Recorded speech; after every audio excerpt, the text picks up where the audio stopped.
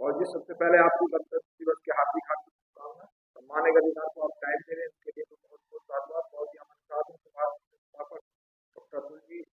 बहुत जी देश हमारा कल से 75वां बनाएगा। तो क्या तरक्की करी इस देश के अंदर, क्या नहीं करी इस देश के अंदर, क्या आज इसको बता दीजिए कि पिछले 76 साल में हमारे देश में कितनी तरक्की करी। देवेंद्र जी, जय भीम, नमोदय।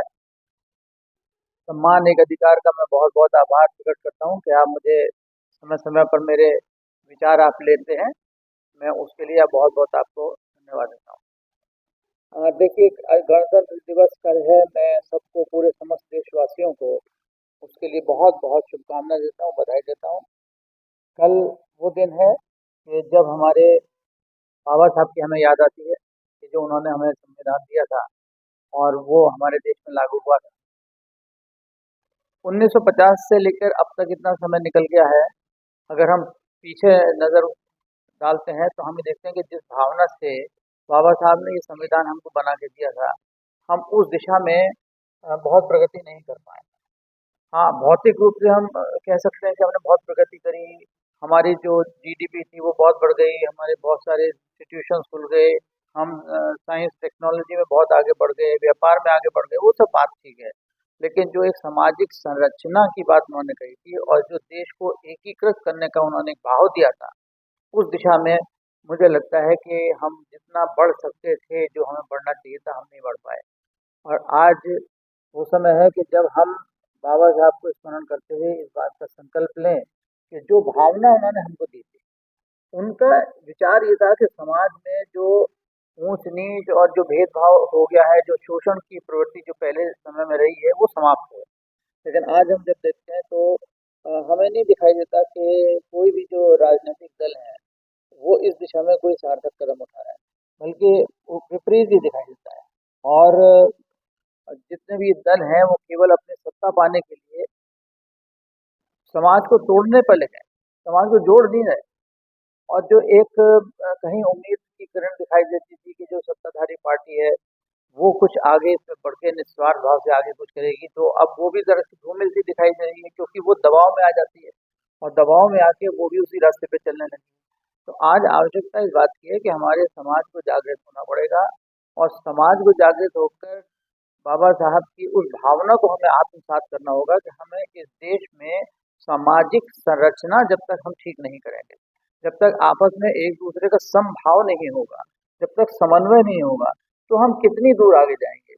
आप समझिए कि कुछ समय आगे हम और जाएंगे, अवश्य जाएंगे, लेकिन उसके बाद विघटन शुरू हो जाएगा। विघटन तो अभी भी हो रहा है। तो इसलिए मेरा इसमें सोचना ये है, मेरा विचार ये है कि हमारे समाज को जागृत होना पड़ेगा और समाज को जागृत होकर इन जितने भी राजनीतिक दल हैं क्या चाहते हैं, इनको तो वोट चाहिए। जब अगर हमारा समाज जागृत हो जाएगा तो इनको दबाव बनाएगा, तो इनको भी वही राह अपनानी पड़ेगी जो कि बाबा साहब ने उनको दी। तो मैं यही कल्पना करता हूँ और कि जी मैं आज एक चीज आया हूँ। अभी सुभाष चंद्र बोस जी की भी जयंती थी और देश भी आजाद हमारा हो गया। हमारे देश के अंदर एक बड़ी परेशानी आ रही है, हम भी अपनी वीडियो शेयर कर रहे हैं और आपके माध्यम से भी मैं लोगों से ये निवेदन करूंगा कि कल हमारा 26 जनवरी यानी कि अधिकार दिवस का जो गणतंत्र दिवस देश आजाद हो गया, लागू हो गया, सभी को अधिकार मिल गए, सबकी हिस्सेदारी भी बढ़ गई है। ये जो हमारा राष्ट्रीय ध्वज है, ये एक दिन का देश प्रेम होता है। इसको अब कल लहराएंगे और 27 में कभी कहीं पड़ा रहेगा, कभी कहीं पड़ा रहेगा, कभी कूड़े में, कभी कर तो उसका सम्मान नहीं करते। जब से लगभग 10 साल 12 साल पहले ये राष्ट्रीय सरकारी संपत्ति को राष्ट्रीय जो सरकारी अधिकारी है या सरकारी बिल्डिंग है, सरकारी है, तो एक दिन सभी लोग प्रणाम करते थे। तो ये देशभक्ति जो है हमारे निवेदन है कि ये पब्लिक के हाथ में नहीं जाता। आपके कैसे विचार? हाँ देवेंद्र जी, ये आपने जो बात कही कि जो हमारे जो तिरंगा है उसको अब हम देखते हैं कि एक ही दिन सम्मान करते हैं हाँ और उसके बाद वो जो छपते हैं वो भी इधर उधर पड़े रहते हैं। जी तो आपकी बात बिल्कुल सही है, लेकिन इसका मूल कारण हमें समझना होगा। जी मूल कारण ये होगा कि हमें जिस दिन से हम स्वतंत्र हुए जी तब से अब तक हमें राष्ट्र के प्रति समर्पित होने का भाव नहीं दिया गया।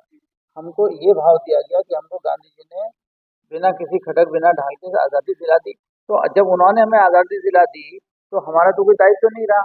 जी जी हमें तो जो कुछ चीज़ फ्री में मिल जाती है तो उसकी कोई वैल्यू नहीं हाँ रहती। जी, हाँ तो हमें न देश की चिंता और न हमें देश के प्रतीकों की चिंता है, जी, जबकि सच्चाई इसके बिल्कुल विपरीत थी। जी, अगर आप राजनीतिक दृष्टिकोण से देखें तो मैं कहता हूँ कि अगर हमको आज़ादी किसी ने दिलाई तो नेताजी सुभाष चंद्र बोस, आईएनए और हमारे जितने भी समस्त क्रांतिकारी और जो शहीद हुए उन्होंने दिलाई। असंख्य लोगों ने अपना रक्त बहा के इस देश को आज़ाद कराया है। तो ये अगर हम लोग समझेंगे कि ये आज़ादी हमको फ्री में बिना खटक बिना ढालने मिल गई, तो एक तो ये भाव हमारे मन में आना चाहिए। जब ये भाव मन में आएगा तब जाकर हम राष्ट्रीय प्रतीकों की चिंता करने की सोचेंगे और उनका सम्मान करेंगे। दूसरा कुछ जो सरकार के नियम बनते हैं वो सरकार के नियम थोड़ा सा ये देखना चाहिए कि जो हमारी जनता है वो कितना उसको समझ पा रही है। अब जनता में कोई भाव तो है नहीं राष्ट्रीय ध्वज के सम्मान का। आपने ये अनुमति दे दी कि आप उनको कोई भी छाप सकता है, कोई भी बना सकता है, तो उसका सम्मान उन्होंने करना बंद कर दिया। तो जो देखा जाए तो ये एक तरीके से अच्छी बात थी कि घर घर पे ध्वज हो, घर घर झंडा हो, ये सब बात ठीक है, लेकिन उसके साथ साथ हमें अपने जनता को जागरूक भी करना चाहिए और दंडित भी करना चाहिए।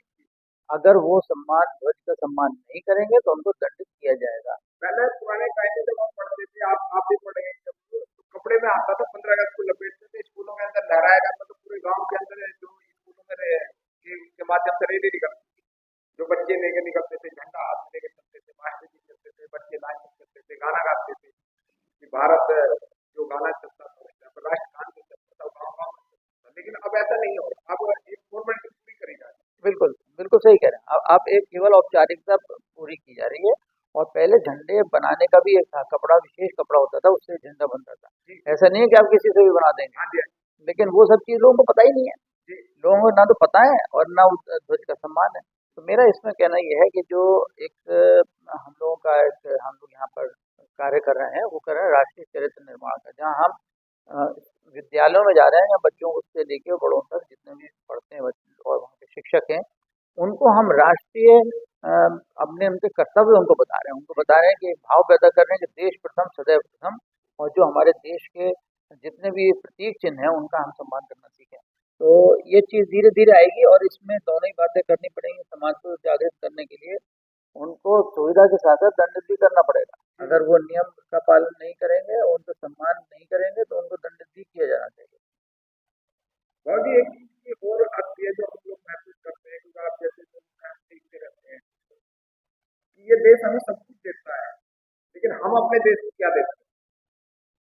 सुभाष चंद्र बोस जी ने कहा था, लोगों ने खून दिया, उनकी बात को माना, देश को आजाद। लेकिन हम 1 करोड़ 2 करोड़ 10 करोड़ 50 करोड़ अपनी बिल्डिंगों में लगा देंगे, अपनी बाउंड्री कर लेंगे, सब कुछ जहाँ तक हमारी है। लेकिन हम एक सीमेंट का कट्टा अपने सामने वाली नाली पे नहीं लगा सकते, उसके लिए हम सरकार को ऐसे हम देते हैं। बिल्कुल ठीक कह रहे हैं आप। ये हमारे में राष्ट्रीय चरित्र है ही नहीं। जी, आज ही मैं एक वीडियो देख रहा था जहाँ पर मैं देख रहा था कि एक बस के अंदर जापान के अंदर की ये घटना है। वहाँ एक बस के अंदर एक बच्चा जा रहा था और वो उसके हाथ से कोई चीज़ खाने की चीज़ थी उसके हाथ में, वो गिर गई। तो उसने छोड़ नहीं दिया। उसने सबसे पहले अपनी जेब में से टिश्यू निकाला और उसने उसको साफ किया। वो पूरी तरह साफ नहीं कर पाया तो एक बड़ी महिला वहाँ पर देखी थी। उसने देखा कि छोटा सा बच्चा ये साफ कर रहा है, साफ नहीं कर पा रहा। उसके पास कोई और साधन नहीं था तो उसने अपना स्कार्फ लेकर और उसने वो वहाँ की बस की जो नीचे फ्लोर के ऊपर जो चीज़ गिर गई थी उसकी सफाई करी। आप ये सोचिए क्या भाव था उसमें, तो कितना देश के प्रति है कि यहाँ गंदगी नहीं हमें करनी है। और यहाँ तो आप अपने घर की गंदगी साफ करेंगे और बाहर फेंक देंगे और अपना पैसा लगा के देश के विकास के लिए या समाज के काम के लिए कुछ काम करने की तो बात ही नहीं। और उसका मूल कारण ये है कि हमको राष्ट्रीय चरित्र किसी ने सिखाया नहीं, और जब तक राष्ट्रीय चरित्र हमारे में नहीं आएगा तब तक हम ये कुछ नहीं कर पाएंगे। और इसके लिए ज़रूरत ये है कि हमें हर जगह जहाँ भी संभव हो वो राष्ट्रीय चरित्र के बारे में लोगों को, बच्चों को, बड़ों को, सबको ज्ञान देना बहुत जरूरी बहुत ही एक चलते चलते आप टाइम दे रहे हैं, आप लोग शुभकामनाएं हमें हैं, बहुत शुभकामना कि आपका आशीर्वाद हमेशा हमको बना रहे, क्योंकि अच्छे लोगों की संगत से हम बहुत कुछ सीख सकते हैं। एक गाना चलता था बचपन में, जो स्कूलों में हम चलते थे, जो राष्ट्रगान कहते हैं, जनगण मन अधिनायक जय रे भारत भाग्य विधाता पंजाब से। आज की डेट में अगर बहुत सारे बच्चों का लेना आपके कॉलेज में कई हजार बच्चे पढ़ते हैं, तो वो राष्ट्रगान बोलते हैं। है। हाँ बिल्कुल सही कह रहे हैं, राष्ट्रगान ही नहीं पता है उनको। राष्ट्रगान ही जब नहीं पता है तो और क्या पता होगा। और उसका अर्थ जानने की तो बात ही छोड़ दीजिए। राष्ट्रगान भी लोग भूल गए। हाँ, अभी पॉप म्यूजिक है वो सब गाने लगे। तो ये चीजें जो है ना ये बहुत आवश्यक हैं। यही राष्ट्र के प्रति हमारा जो भाव है वो पैदा करने के लिए जरूरी हम तो इस देश से कहते हैं जनता से, आप लोग भी अपने माध्यम से कहते हैं कि भाई इस देश को ईमानदारी से विश्व गुरु हम बन जाए। हमारे देश की जनता में ईमानदारी नहीं है देश के प्रति। है। देवेंद्र जी आपने तो मूल मंत्र बोल दिया। ईमानदारी की जो बात आपने बोली तो मूल मंत्र है। अगर आप कुछ भी मत दो, अगर आप ईमानदारी दे दो तो सभी कुछ तो मिल गया है। आप अपना पूरा व्यवहार, अपना पूरा आचरण, सभी कुछ अगर ईमानदारी से करते हैं तो आप देश के प्रति तो समर्पित हो ही जाएंगे। ये तो मूल मंत्र है जो आपने बोला। आपने बहुत ही गहरी बात बोली। मैं आपको बहुत बहुत साधुवाद देता हूँ, बधाई देता हूँ इस बहुत सब बहुत के लिए। धन्यवाद आपको। सम्मान के अधिकार टाइम देने के लिए। लाइक शेयर कमेंट जरूर करेंगे और